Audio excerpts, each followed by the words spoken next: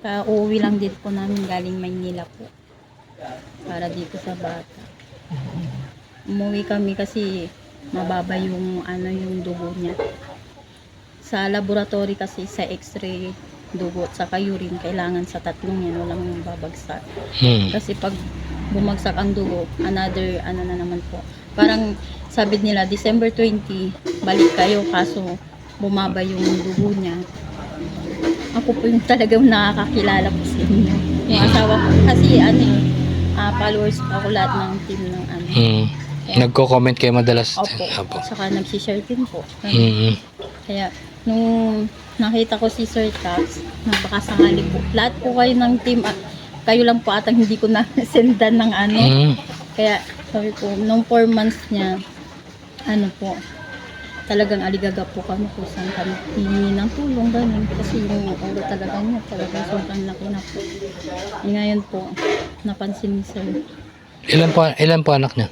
4 po. Siya lang yung ganyan. Opo, siya lang po. Bunso na yan. May hydrocephalus po talaga. Ano yun? Dumidilat naman siya? Tulog naman po pag gano'n. Pagka Kaya nung dumating po kayo, kasi sabi niyo po, skid po. Kaya akala ko hindi po kayo pupunta dito. Kasi sa amin po kasi bago pinupunta ni Daddy Frankie, pinupuntan po namin para makausap din po yung lumalapit sa amin. Kung totoo ba yung nilalapit sa amin. Actually, kasi sir, bago po kayo nag-comment po sa chat ko, nanggaling na po ako dun sa bahay ni Daddy Frankie. Nagpunta na kayo doon? Opo, kaso nagkataon po na namatayan daw po sila ng magulang. Nanay niya, mother niya. Nakausap ko si Daddy Frankie, sabi niya, soon, magkikita din tayo. Pero dahil nga po sa ginagalang ko po yung nila. So hindi na po. Pero nakausap mo si Daddy Frankie? Opo, nakausap ko siya. Naipakita ko to.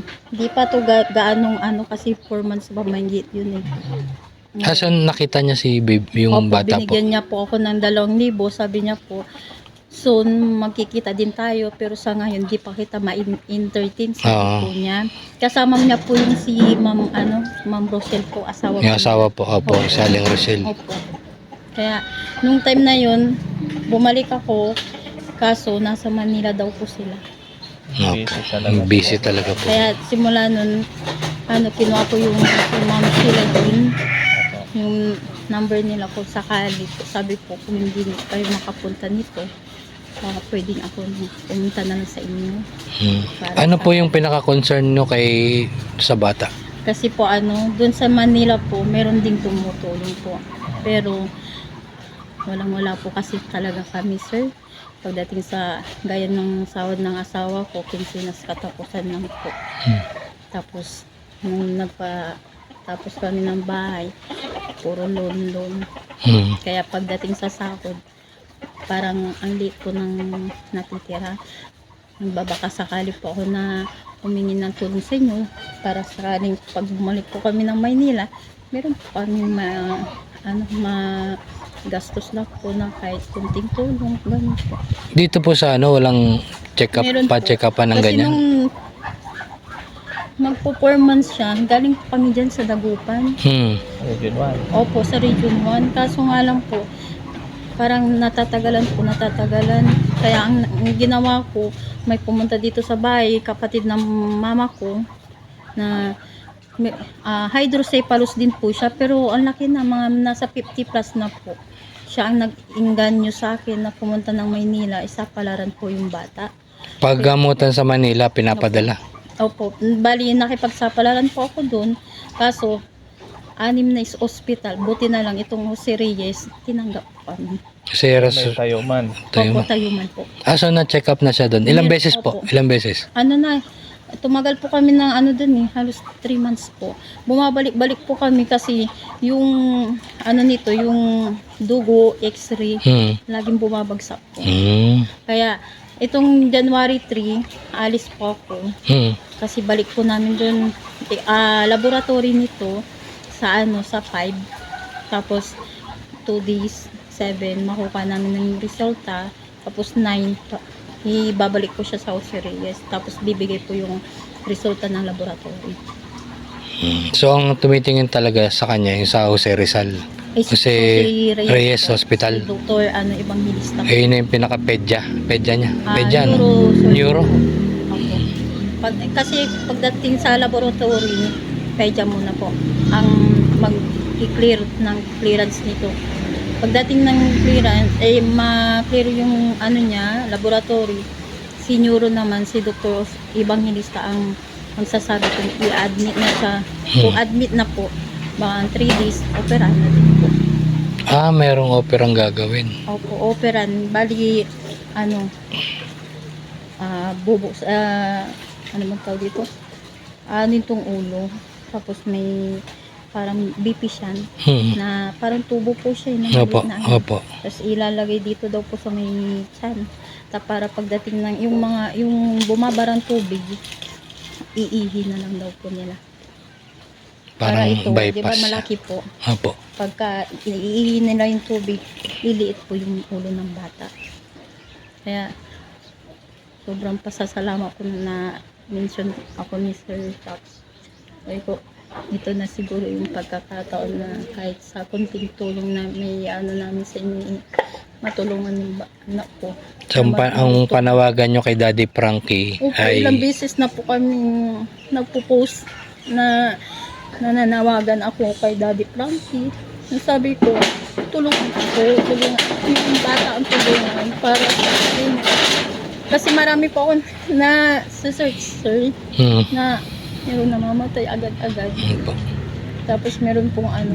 Kaya sabi ko, kahit yung Maagapan na. Tungat man lang yung buhay niya. Kasi parang di ko po kakayanin na mawalan ng anak eh. Opo. Kaya nung nagbakasakali ako doon, di ko alam kasi pasikot-sikot po yung ano nila ni Sir Daddy Frankie. Nung nag-antay pa ako kasi ang daming pupunta pala doon. Tapos nag-antay pa ako nung lumabas yun. Namit ko siya. Namit ko si Daddy Pero may Frankie. sinabi naman si Daddy Frankie po. Yun, yung sabi niya po na soon magkikita din tayo, ganun po. Pero si yun Daddy nga po, Frankie kahit siyempre nung namatayan po sila, sa amin kasi respeto yun sa amin na hindi muna kami pumunta doon. Parang ano, tapos nung mga 2 weeks, 3 weeks, bumalik po ako. Nasa Manila daw po sila. Tulungan niya yung anak ko na kahit kunting tulong lang na magamit namin pagbalik sa Maynila. Financial po. Opo, para ano din po, para pagbalik namin ng Maynila Opo. sa operasyon niya, kahit kunting tulong lang, magamit po namin. Kasi walang-wala din po talaga. Kahit tignan niyo yung bahay namin, lubog na lubog din kami. Pasalamat po ako kung matutulungan ako ni Daddy Frankie pagbalik po namin ng Maynila. Sobrang pasalamat ko po sa team ninyo. Gusto ko po talagang mabuhay pa. Humaba pa yung buhay ng anak ko. Yun yung gusto ko talaga. Pagkatapos ng opera, kahit kami na lang po yung mag-ano po. Kasi ang hirap po kasi ng sitwasyon ng bata. Pagka gabi-gabi, hindi Umiiyak siya. nakakatulog. Hindi nakakatulog. Umiiyak-iyak. Ako na ina, kung kaya ko lang din naman sana na kahit sa akin na lang sana yung sakit ng bata. Huwag na lang sana siya. Kasi hirap, paggabi, puyat. Kahit sabihin nila na sabayan ko siya sa tulog, Nagigising pa rin. Mga bata din po, opo. Masakit. pag hindi mo siya karga na ganito, hindi siya makakatulog ng mahaba. Pag ibababa mo, wala. 10 minutes, gising. Iyak Saka na. sa akin din kasi na-daddy yung bata. Ako din, pagdating sa papa niya, 10 minutes, wala na din po. Talagang ako lang talagang nakakapagpatahan sa kanya. Kaya, Daddy Frankie, tulungan mo ako. Tulungan mo yung anak ko. Alam ko, ikaw yung makakatulong sa amin. Para magamot, maoperahan yung anak ko. Yun po. Pasensya na kayo, sir, ha? Kasi Sige po. pagdating sa anak ko, kasi talagang bagsak na bagsak ako. Gusto kong maba pa yung buhay niya.